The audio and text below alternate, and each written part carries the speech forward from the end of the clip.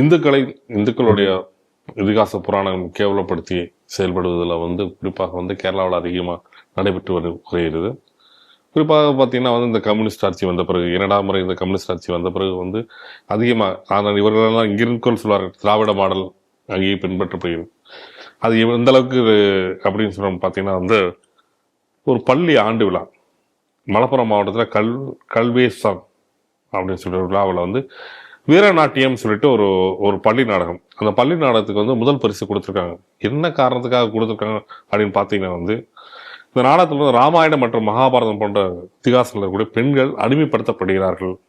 அதிலும் லக்ஷ்மணன் ஆணாக்கு போக்கில் நடைபெற்று போக்கில் இருந்திருக்கான் அப்படின்ற மாதிரி விஷயங்களை சித்தரிக்கப்பட்டு அந்த நாடகத்திற்கு பரிசு கொடுக்கப்பட்டிருக்கு. இது குறித்து இந்த கருத்து சமூக வலைதளத்தில் மிகப்பெரிய ஒரு சர்ச்சையை ஏற்படுத்தி ஹிந்து புராணங்களை குறித்து இந்த மாதிரி செயல்படுவது சரியில்லை. இதே கருத்தை ஒரு பைபிள்லயோ குரான்லயோ இருந்தா இங்க இருக்கக்கூடிய பத்திரிகைகளோ மீடியாக்களோ இதை பத்தி விமர்சனங்கள் ஏற்படுமா, எந்த அளவுக்கு அது மாற்றத்தை ஏற்படுத்தும். ஸோ இந்துக்கள் விழாக்களை நீங்க கேவலப்படுத்து ஒரு நல்லது இல்லை அப்படின்ற மாதிரி பெரிய கண்டனத்தை தெரிவித்திருக்கிறார்கள். இந்த செய்தியை எப்படி பாக்குறீங்க? இது போல பள்ளிக்கூடத்துல வச்சுட்டு மாணவர்களை ஹிந்து மதத்திற்கு எதிராக செயல்பட வைக்கக்கூடிய போக்குங்கிறது நாளுக்கு நாள் அதிகரித்து வருது. இது கேரளால இப்ப இந்த சம்பவம் அப்படிங்கிறது கேரளால நடந்திருக்கு. இதே விஷயம் தமிழகத்துல அடிக்கடி நடக்கிறதை நம்ம பாக்குறோம். இப்ப உதாரணத்துக்கு பாத்தீங்க அப்படின்னு சொன்னா இப்ப அதாவது அசைவ உணவு திருவிழா அப்படின்னு பள்ளிக்கூடங்கள்ல நடத்த வேண்டிய அவசியம் என்ன? இப்ப அதுவும் பாத்தீங்கன்னா இந்த மாதிரியான கிறிஸ்துவ பள்ளிகள்ல முதல்ல அதை நடத்தியிருக்காங்க. அதற்கு பிறகு அரசு பள்ளிகளில் கூட அதை நடத்துறதுக்கு முற்பட்டிருக்கிறார்கள் அப்படிங்கக்கூடிய செய்திகள்லாம் பார்த்தோம். அதுல ஒரே ஒரு பள்ளியில இருந்த பெற்றோர்கள் துணிந்து வெளியில வந்ததுனால இந்த விஷயங்கள் வெளியில தெரிஞ்சன அப்படிங்கிறதையும் பார்க்கிறோம்.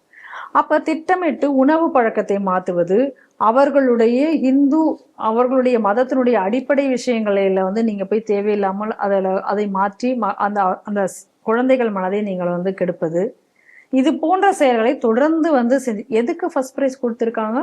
ராமாயணத்தையும் மகாபாரதத்தையும் கேவலமாக பேசியதற்காக இவங்களுக்கு ஃபர்ஸ்ட் பிரைஸா. எங்க நடந்திருக்கு? கேரளால நடந்திருக்கு. நம்மளுடைய கேள்வி என்ன அப்படின்னு சொன்னா, இதே கேரளால ஜோசப்ங்கிற வாத்தியார் ஏதோ ஒரு விஷயத்த கேள்வித்தாள கேட்டுட்டார், அது துலுக்க விஷயத்த ஏதோ ஒண்ணு கேட்டுட்டார் அப்படிங்கிறதுக்காக PFI-யால் அவருடைய கை வெட்டப்பட்டது.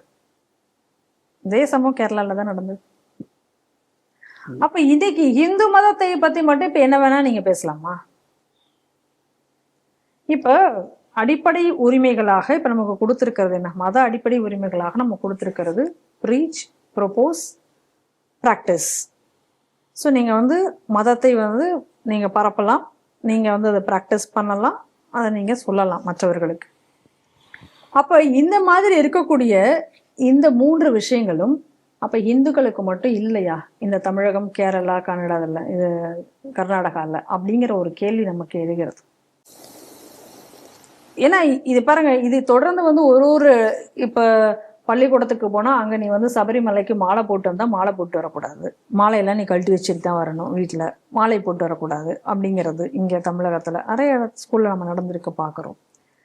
சரி, ஏதாவது மாணவர்கள் அழகா நெத்தியில பொட்டு வச்சுட்டு போனா அங்க கூடி கிறிஸ்தவ பள்ளியில மாணவர்கள் பொட்டு வைத்து கொண்டு வரக்கூடாது அப்படின்னு சொல்லி பண்றது.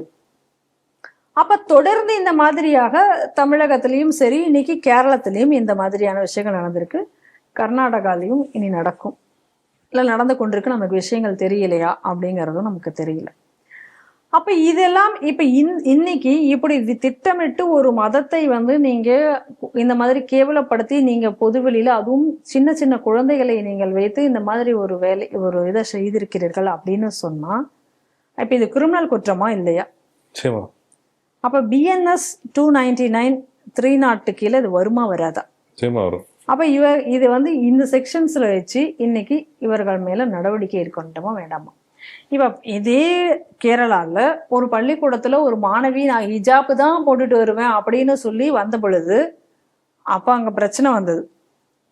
உடனே காவல்துறை போச்சு, உடனே கல்வி அமைச்சர் வேகமாக போயிட்டு பள்ளிக்கூடத்துக்கு மூடும் நிலைமைக்கு என்னெல்லாமோ. அப்ப கல்வி அமைச்சர் அங்க போய் பேசினாரா இல்லையா? அப்ப அதே கல்வி அமைச்சர் இப்ப இதுக்கு பேசணுமா வேணாமா? அந்த சிவன்குட்டி இப்ப எங்க அவருக்கு இது இந்த சம்பவம் எனக்கு தெரியல, நடந்ததே தெரியாதுன்னு இப்ப சொல்ல போறாரா? இப்ப உடனடியாக அதுலயும் பாருங்க, அன்னைக்கு அங்க அந்த சம்பவத்துல நல்லா வேடிக்கையை நல்லா பார்க்கணும். ஒரு பக்கம் துலுக்க, இன்னொரு பக்கம் கிறிஸ்தவன். சரியா? துலுக்க வந்து ஐயோ துலுக்க ஓட்டு போயிருமே அப்படின்னு சொல்லிட்டு வேக வேகமாக பயந்து என்ன பண்ணாங்க, அந்த ஹிஜாபுக்கு ஆதரவு தரத்துக்கு இங்க இருந்து ஓடினார் இந்த கல்வி அமைச்சர். உடனே கிறிஸ்தவன் எல்லாம் கூடிட்டான். கூடி அவன் துலுக்கனுக்கு ஆதரவா பேசிட்டான்டா அந்த அமைச்சர்னு இவனுங்க எல்லாம் விமர்சிச்ச உடனே யூடர்ன் போயிட்டு எல்லாத்தையும் போட்டு சமாதானப்படுத்தி அப்படியே அதை கப்சிப்புன்னு அந்த நாடகத்தையே முடிவுக்கு கொண்டு வந்தான். அப்ப இன்னைக்கு என்ன நமக்கு நல்லா புரியுது அப்படின்னு சொன்னா, இன்னைக்கு யாரு வந்து இவனுங்களுக்கு ஓட்டு போடுவானுங்களோ அவங்களுக்கு தான் இவனுங்க சாதகமா இருக்காங்க. நம்ம இதை நம்ம அடிக்கடி நம்ம சொல்லிட்டு இருக்கோம். அப்பீஸ்மெண்ட் ஒரு விஷயத்திலையும் நம்ம அதை பார்க்கணும். இன்னைக்கு அதான், ஏன்னா இன்னைக்கு ஹிந்து இதுங்கிறதுனால எந்த ஒரு டிவியில டிபேட் கிடையாது, எந்த ஒரு எவனும் பேசல அதை பத்தி. எந்த ஒரு நாளிதழும் பெருசா செய்தி எந்த நாளிதழையும் செய்தி கூட இதுல வர கிடையாது. இத ஹிஜாபுக்கு ஒரு ஹிந்து கல்லூரி வந்து தடை விதித்தனால் நாடு முழுவதும் இன்னைக்கு ஒரு பெரிய பிரச்சனை இஷ்யூவா இருக்கும். எல்லாரும் டிபேட் எடுத்து பேசுவாங்க. அங்க யார் ஆட்சி பண்றது, யார் அதுக்கு ஆதரவு எடுத்தார்கள், இவ்வளவு பேச்சு அங்க பெருசா வரும். இந்த ஸ்கூல் வாசல்ல போய் முற்றுகையிட்டுருவார்கள். சரி, நான் இதே போல நீங்க ஆரம்பத்துல சொன்ன மாதிரி பைபிள்லயோ இல்ல குரான்லயோ இருக்கக்கூடிய ஒரு விஷயத்துக்காக அதை திரித்து பேசினாலோ இல்ல திரித்து இதே போல பள்ளி மாணவர்களை வைத்து நீங்க வந்து ஒரு நாடகம் நடத்தி இருந்தா இன்னைக்கு எல்லாரும் அந்த மீடியாக்களோ மற்றவங்களோ பேசாம இருந்திருப்பாங்களா?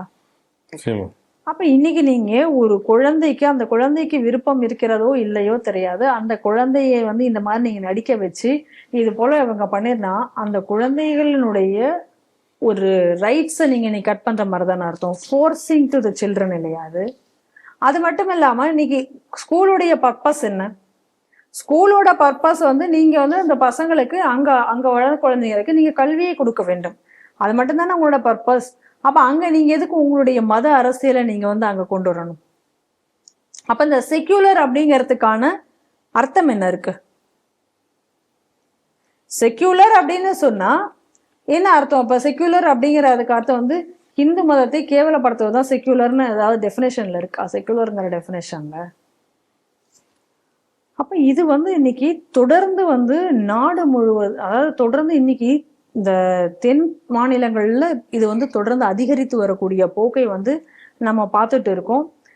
இதே இந்த உணவு திருவிழா வந்து எப்படி இங்கே தமிழகத்துல நடந்ததோ அதே போல இன்னைக்கு குஜராத்லயும் நடந்திருக்கிறது, அதையும் நம்ம பார்க்கிறோம். அது மட்டும் இல்லாம இன்னைக்கு தமிழகத்துல பாத்தீங்க அப்படின்னா, நேற்று கூட நம்ம அந்த செய்தி பண்ணோம். இங்க இருக்கக்கூடிய மாணவர்கள் அவர்களுடைய விருப்பம் இருக்கா விருப்பம் இல்லையா அவர்களை கட்டாயப்படுத்தி கொண்டு ஒரு கிறிஸ்துவ நன்னுடைய வாழ்க்கை வரலாறு படத்துக்கு அவசியம் வந்தாக வேண்டும் என்று கட்டாயப்படுத்தி கூட்டி சென்றிருக்கிறார்கள். தொடர்ந்து இந்த குழந்தைகள் மேல இவைகள் எல்லாம் திணிக்கப்படுகின்றன. அப்ப பெற்றோர்கள் பள்ளிக்கூடத்தை நம்பி மாணவர்களுக்கு கல்வியை கொடுப்பார்கள் என்று அனுப்பக்கூடிய ஒரு சூழ்நிலையில இது போன்ற ஒரு சூழ்நிலை இன்னைக்கு வந்து நடந்து கொண்டிருக்கு. இப்ப இன்னொரு விஷயமும் பாருங்க, கேரளாவில் இதோட ஒட்டி அதையும் சொல்லணும்னு தோணுது. திருவனந்தபுரத்துல பாலராமபுரம் அப்படிங்கக்கூடிய ஒரு பகுதியில பாத்தீங்கன்னா ஒரு சிவன் கோவிலை வந்து பூட்டி வச்சுட்டாங்க எஸ்டிபிஐக்காரன். பூட்டி வச்சுட்டு அந்த கோயிலை வந்து உள்ள விட மாட்டேங்கிறாங்களாம். எத்தனை வருடம், அவ்வளோ ஒரு பழமையான கோவில், ஒரு மிக பழமையான ஒரு கோவிலை பூட்டி வச்சுட்டு அதை வந்து அந்த கோவிலுக்குள்ளார இப்ப யாரையும் விடலையா, இது இந்த சொத்து எங்களுது அப்படின்னு சொல்லிட்டு. எப்படி ஒரு அநியாயம் நடந்து கொண்டிருக்கு பாருங்க. இதே கர்நாடகால இன்னொரு கூத்து நடந்திருக்கு. ஒரு அனுமன் கோயில் இருந்திருக்கு. அப்ப அந்த அனுமன் கோவில்ல வந்து பக்கத்துல வந்து ஒரு இதே போல நம்ம ஊர்ல டாஸ்மாக் கடை கொண்டுற மாதிரி அங்கேயும் வந்து ஒரு மது கடை கொண்டு வருவதற்கு முற்படும் பொழுது இந்த கோவில் சார்பா எதிர்ப்பு தெரிவிச்சிருக்காங்க. உடனே அங்க பக்கத்துல இருக்கிற அந்த மக்களும் அதற்கு எதிர்ப்பு தெரிவிச்ச உடனே நல்லா நீங்க பார்க்கணும், மதுக்கடையை அவங்க இது பண்ணல, கோவில் இடிச்சுட்டு போயிட்டாங்க. இருந்தா தானே நீ பிரச்சனை பண்ணுவ அப்படின்னு கோவில் இடிச்சுட்டு போயிட்டான். அப்ப இன்னைக்கு தமிழகத்திலேயும் இது போல கூத்துக்கள் தான் நடந்துட்டு இருக்கு. நீர்நிலை ஆக்கிரமிப்புல கோவில் இடிக்கப்படும், ஆனா அதே நீர்நிலை ஆக்கிரமிப்புல சர்ச்சோ மசூதியா இருந்தா இடிக்கப்படாது. அப்படி ஏதாவது தப்பி தவறி கோர்ட் ஆர்டர்ல எவனாவது இடிச்சுட்டா கூட அதை உடனே அவங்க சொந்த காசுல கட்டி கொடுக்கப்படும். இந்த மாதிரியான ஒரு நிலைமைங்கிறது இன்னைக்கு வந்து இந்த தென் மாநிலங்கள்ல ஏற்பட்டு கொண்டிருக்கிறது. ஒன்னு கம்யூனிஸ்ட், ஒன்னொன்னு காங்கிரஸ், இன்னொன்னு திராவிடம். இது மூணும் தான் இங்க இந்த மூணையும் அழிச்சிட்டு இருக்கு. நல்லா தெரிஞ்சுக்கணும். இதுதான் மூணும் கூட்டு சேர்க்கையாவும் இருக்கு. இப்ப எவ்வளவு ஒரு விஷ கூட்டு சேர்க்கைன்னு பார்த்துக்கோங்க. அப்ப இன்னைக்கு இது வந்து ஏதோ ஒரு பள்ளிக்கூடத்துல ஒரு விஷயம் இது நடந்து விட்டது, இதெல்லாம் அப்படி தனித்தனி இன்சிடென்ட்டா மட்டும்தான் நம்ம பார்க்கிறோம். ஆனா இது எல்லாத்தையும் நீங்க சேர்த்து வச்சு பாத்தீங்கன்னா ஒட்டுமொத்தமா ஒரு அஜெண்டா இதுல இருக்கிறது உங்களுக்கு புரியும். அது என்ன அஜெண்டானா இந்துக்களுடைய இன அழிப்பு என்பது நல்லாவே புரியும். எந்த இடங்கள் எல்லாம் இந்துக்கள் வந்து சிறுபான்மையினராக மாறி வருகிறார்களோ அந்த இடங்களில் எல்லாம் பிரிவினை என்பது எளிதாக நடக்கும். அப்ப இந்த பிரிவினைக்காக இந்துக்கள் சிறுபான்மையினர்களாக ஆக்கப்பட வேண்டும் என்பதுதான் இதுக்கு பின்னாடி இருக்கக்கூடிய ஒரு மிகப்பெரிய அஜெண்டா. அதனுடைய அடிப்படையில தான் இன்னைக்கு இவர்கள் வந்து வேலை பார்த்து கொண்டிருக்கிறார்கள். அதனால இது வந்து ஏதோ ஒரு சின்ன சின்ன விஷயங்கள் தானே அப்படின்னு புறம் தள்ளி கொண்டு போக முடியாது. இது நிச்சயமாக நாளைக்கு ஒரு தேசத்திற்கு பாதுகாப்பிற்கு அச்சுறுத்தலாகவே இது அமையும். அந்த கோணத்துலதான் இதை நம்ம வந்து பார்க்க வேண்டும்.